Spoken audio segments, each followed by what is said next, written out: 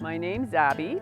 Comes from the fact I worked at a camp once with two other Liz's, and I just became known as Liz Second all summer. So I started looking at my name, pulling out different letters, and finally decided on the Z-A-B-E part. It's not phonetically correct, but it works.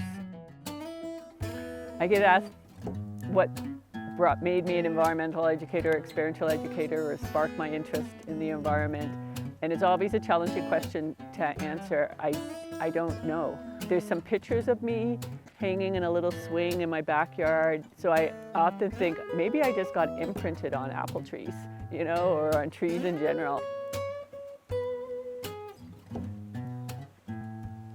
I did, when I was 22, go off and try and live a year alone in the wilderness and in some log cabins that somebody else had built. I didn't make it. I ended up leaving because of wolves in the middle of winter, so it turned into a survival situation. So I guess I have to say I'm proud that I survived that. I knew enough to get me out of that situation, but I didn't set that up on purpose. Something that I did work harder at making sure happened was after I did a big canoe trip for Ontario Bicentennial from Lachine, Quebec to Thunder Bay, I continued to paddle across Canada. And I call it patchwork paddling because I didn't do it all over 1 or 2 summers. I did a little bit here, a little bit there, and changed the directions. But I basically can connect up a route that I have paddled across Canada. And I have lots of fond memories of that. I'm proud of some of the things I started with students, you know, the programs that I taught. Some of them were challenging, and I've gone winter camping with students, you know, so to hold that sense of responsibility to take people outdoors in the middle of winter and have them all come back happy and smiling, that's a good sense of accomplishment.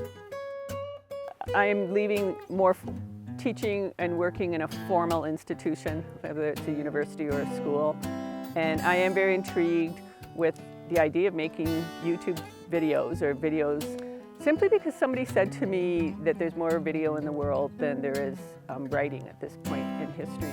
Even though I love to read, and I'm writing a book right now, I see the value in that. And I'm a visual learner. My main research area that got me to be a university professor was studying how you learn about the environment by making things with your hands. So that's a very visually oriented experience. So it makes sense that I quit spending my time writing and I spend more time learning how to make good videos on some of the crafts and the experiences, again, that connect you to the land. I have made a canoe, which I call Instinct, and it's a cedar wooden canvas canoe. And I've also made a toboggan, which is Intuition.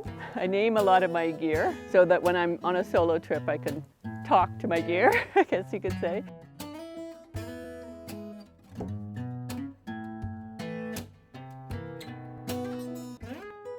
So advice to young environmentalists is not to give up and not to doubt yourself. Sometimes it can be hard to remain hopeful. I guess